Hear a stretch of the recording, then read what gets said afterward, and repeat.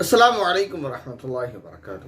ملحدین کی جانب سے ایک سوال ہے، وہ سوال یہ ہے کہ اللہ تعالیٰ اپنے بندوں کو اس دنیا میں گرل فرینڈ بنانے سے اور شراب پینے سے منع کرتا ہے، جس کی سزا بھی اللہ تعالیٰ نے اسی دنیا میں 80 کوڑے 100 کوڑے اور پتھر مار مار کر جان سے مار دینا مقرر کر رکھی ہے۔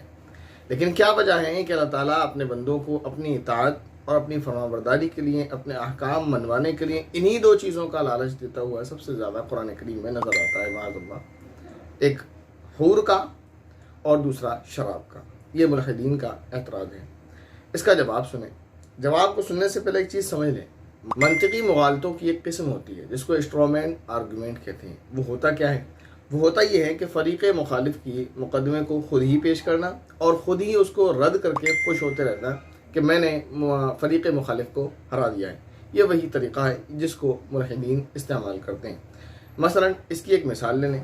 اس کی مثال یہ ہے کہ مستشرقین کا یہ کہنا کہ اسلام لوگوں کو حاکم کی اطاعت کا حکم دیتا ہے، اور اس کا مقصد یہ ہوتا ہے کہ پھر حاکم اپنی منمانی کرتا رہتا ہے۔ اس کا نتیجہ یہ ہوتا ہے، رزلٹ یہ نکلتا ہے کہ حاکم اپنی منمانی کرتا رہتا ہے، اور حاکم کا منمانی کرتے رہنا یہ غلط ہے۔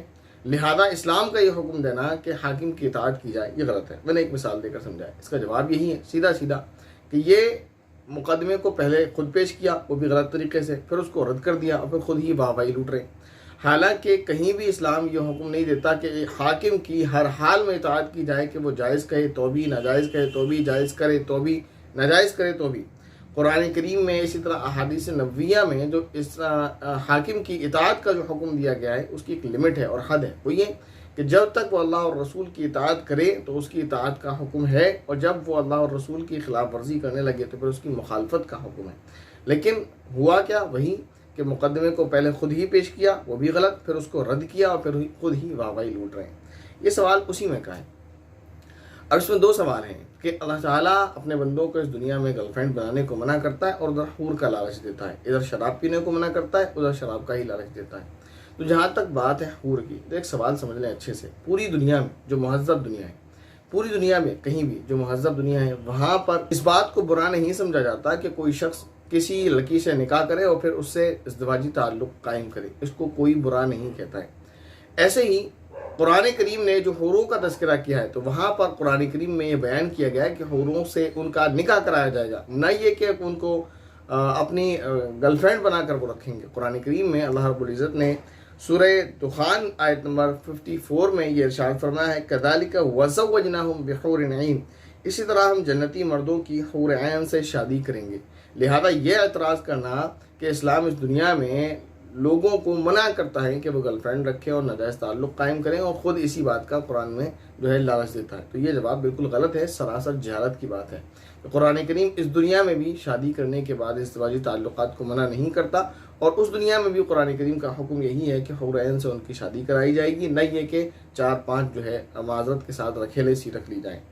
اس کے بعد سوال یہ ہے کہ اسلام میں اس دنیا میں شراب پر پابندی ہے اور اس دنیا میں شراب کا لالچ دیا جا رہا ہے، تو یہ بھی نری جہالت ہے۔ کیوں؟ کیونکہ قرآن جو ملحد ہے اس نے اردو والی شراب کو عربی والی شراب سمجھ رکھا ہے۔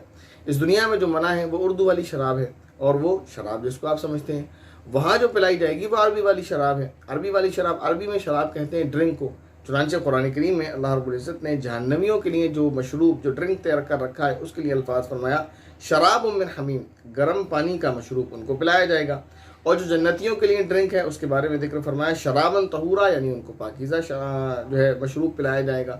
اب دیکھیں دونوں جگہ شراب ہے، تو یہاں ملحد کو یہ بات سمجھ لینی چاہیے کہ اردو والی شراب الگ ہے جس میں نشہ ہوتا ہے، اور عربی والی شراب الگ ہے جس کو ڈرنک، یعنی ہر ڈرنک کو، ہر مشروب کو، ہر پینے والی چیز کو عربی میں شراب کہتے ہیں۔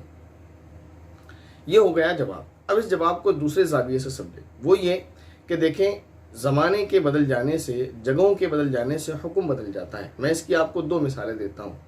ایک مثال دیکھیں، پانی میں رہنے والی مخلوق جو ہے وہ زمین پر زندہ نہیں رہ سکتی، اور اسی طرح زمین پر رہنے والی مخلوق پانی میں زندہ نہیں رہ سکتی۔ تو دیکھیں جگہ کے بدل جانے سے حکم بدل گیا۔ اسی طرح ایک مثال اور دیتا ہوں میں۔ اس سے پہلے یہ سمجھیں کہ جیسے نوکیا 3310 میں 4G کا آپشن نہیں ہے، اسی طرح ملحد کے اندر عقل کا آپشن نہیں ہوتا ہے۔ ورنہ ملحد یہ اعتراض جیسے کہ کر رہا ہے کہ اس دنیا میں لڑکی سے नाजायज़ ताल्लुक़ को और शराब पीने को मना किया गया और कुरान में इसका लालच दिया गया है, तो मुल्हिद को मेरा हुक्म है कि जैसे इस दुनिया में वो ऑक्सीजन का सिलेंडर अपने कंधे पे टांगे बगैर फिरता है, तो लिहाजा उससे रिक्वेस्ट यही है कि वो स्पेस में ऐसा ही चला जाए। तो मैं देखता हूँ वो ज़िंदा रहता है या मर जाता है या पहुँच भी पाता है या नहीं। दूसरी बात आप ये समझें कि देखें, जैसे मैंने आपसे कहा था कि जगह और वक्त के बदल जाने से हुक्म बदल जाता है। उसकी दो मिसालें। पहली मिसाल वक्त वाली कि कोई भी पायलट कहीं भी है इस दुनिया में, उसको उसके ड्यूटी टाइम में शराब पीना मना है और ड्यूटी टाइम के बाद वो पी सकता है, तो ये वक्त की बात है। इसी तरह किसी भी हॉस्पिटल के अंदर आपको जो है सिगरेट पीना मना है, लेकिन उसी हॉस्पिटल के बाहर बैठकर आप पार्क में सिगरेट पी सकते हैं। अब कोई मुल्हिद ये कहे कि क्योंकि ड्यूटी टाइम के बाद पायलट को शराब पीने की परमिशन है, वो पी सकता है, लिहाजा उसको परमिशन दी जाए इस बात की कि वो जहाज़ के अंदर बैठकर भी ड्यूटी टाइम में भी शराब पिए, तो क्या ये अक्ल की बात है? इसी तरह मैं आपको जगह की मिसाल दे रहा हूँ कि अगर कोई मुल्हिद ये कहने लगे कि क्योंकि पार्क में बैठकर जो हॉस्पिटल के मुत्तसिल ही है सिगरेट पीने की इजाज़त है, तो हॉस्पिटल के अंदर भी सिगरेट पीने की इजाज़त दी जाए, ये ऐसे ही है जैसे जगह और वक्त के बदलने से हुक्म बदल गया, वो तो फिर आलम ही अलग है। ये तो इसी दुनिया की मैंने आपको मिसालें दी, चाहे वो स्पेस की मिसाल हो, चाहे वो हॉस्पिटल की मिसाल हो, चाहे वो पायलट की मिसाल है, वो इसी दुनिया की मिसाल है। वो जिस दुनिया की बात की जा रही है जहाँ मरने के बाद इंसान जाएगा, वो तो दुनिया ही अलग है, वो तो जहान ही अलग है, तो उसके तो अहकाम ही अलग है। मसलन इस दुनिया में हम हैं, यहाँ पर हमारे ऊपर 5 वक्त की नमाज़ फ़र्ज़ है, वहाँ एक वक्त भी नमाज़ फ़र्ज़ नहीं। यहाँ दाढ़ी रखना हमारी ज़िम्मेदारी है, वहाँ दाढ़ी की रखना हमारे लिए ज़रूरी नहीं। यहाँ हम खाते हैं वो हमारी ज़रूरत है, भूख हमारे मिटाने के लिए हमें खाना पड़ता है, और वहाँ हम जो खाएंगे वो सिर्फ लज्जत के लिए खाएंगे। वहाँ भूख हमारी ज़रूरत नहीं, भूख को मिटाने के लिए नहीं, वहाँ खाना हमारी ज़रूरत नहीं होगा। इसी तरह हम यहाँ पर खाने के बाद जो है पचाने के लिए फिर आगे का प्रोसेस है, उसके लिए हमें रफ़ा हाजत के लिए जाना पड़ता है। वहाँ ये सिस्टम अल्लाह ने नहीं रखा है, वहाँ एक डकार आएगी और उसके बाद वो सारा उसका पेट जो है साफ़ हो जाएगा और फिर वो खाने लगेगा। तो इस दुनिया के अहकाम अलग हैं, उस दुनिया के अहकाम अलग हैं। अगर यहाँ कोई रमज़ान के रोज़े नहीं रखता है तो गुनाहगार होगा, वहाँ रमज़ान के रोज़े रखने की ज़रूरत ही नहीं है। तो जैसे नमाज यहाँ फ़र्ज़ है वहाँ नहीं, जैसे रोज़ा यहाँ फ़र्ज़ है वहाँ नहीं, जैसे ज़कात यहाँ फ़र्ज़ है वहाँ नहीं, जैसे हज यहाँ फ़र्ज़ है वहाँ नहीं, जैसे इबादत यहाँ लाजिम है वहाँ नहीं, जैसे जो जिन चीज़ों से अल्लाह ने रोका गया है, जिन चीज़ों के करने का हुक्म दिया जैसे नमाज रोज़ा वगैरह मैंने आपको बताया, तो वो यहाँ लाजिम है वहाँ नहीं। इसी तरह जिन चीज़ों से मना किया गया है वो भी यहाँ मना है, जैसे दाढ़ी काटने को मना किया गया तो वो यहाँ मना है, वहाँ कोई पाबंदी नहीं। तो वहाँ अहकाम अलग है, वो दुनिया अलग है, वो जहान अलग है। ये तो थे जवाबात मुख्तलिफ तरीके से। अब एक आखिरी बात अपने मुस्लिम भाइयों को और बहनों को, वो ये है कि मुल्हिदीन का ऐसी बातें करने का जो मकसद होता है, वो मकसद ये होता है कि मुसलमान जो भोले वाले हैं उनको इस्लाम से मुतनफ़िर किया जाए, इस्लाम से दूर किया जाए। और उसका हल वाहिद ये है कि आप लोग मुल्हिदीन की न सुनकर, या मुल्हिदीन की अगर आपने सुन भी ली है तो कम से कम उलमा से रब्ता ज़रूर करें, उलमा हक़ की सुनें, उनसे रब्ता करें, उनसे ताल्लुक़ कायम करें और उनसे इन सारे मसाइल का हल सीखें और उनसे इस्लाम को सीखें।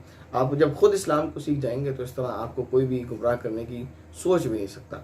लेकिन अफसोस ये है कि ख़ुद हमने ही इस्लाम को नहीं सीखा है, नहीं पढ़ा है, तो वो सामने वाला देख लेता है कि ये नादान है, इसको कुछ पता नहीं है, तो लिहाजा चलो इसी का शिकार किया जाए।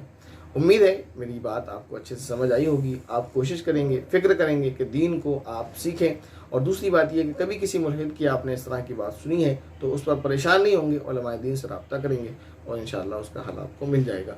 और आखिरी बात फिर यही है आपसे कि इन मुल्हिदीन से दूर रहें और इनकी बात को आप बिल्कुल ना सुनें, क्योंकि भोला भाला जहन है आपका, आपको माइंड वॉश किया जाता है। फिर आप बहुत सारे भाई हैं ऐसे जिनके बारे में सुना गया कि इन बदबख्तों की सुनकर वो इस्लाम से फिर गए, फिर जब उन्हें किसी तरह किसी आलिम से रब्ता हुआ, फिर उन्होंने तौबा की, फिर उन्होंने इस्लाम कबूल किया, फिर उन्हें अफसोस होता है कि मैं कैसी दलदल में जा फंसा था। तो लिहाजा ये काम बिल्कुल भी ना करें कि आप इनके साथ जो है बैठें और इनकी सुने। दूसरी बात यह है कि आप अल्लाह ताला से दुआ करें। अगर इस तरह के कोई मसाइल हैं, पहले तो सीखना आपकी ज़िम्मेदारी, दूसरा है कि अल्लाह ताला से मुस्तकिल दुआ करते रहें कि अल्लाह ताला हमें और तमाम मुसलमानों को इस दुनिया से जिस वक्त रुखसत करे, इस दुनिया से जिस वक्त उठाए अपने पास बुलाए, उस वक्त उसका खात्मा अल्लाह ताला ईमान पर फरमाए। आमीन। अस्सलामु अलैकुम व रहमतुल्लाहि व बरकातहू।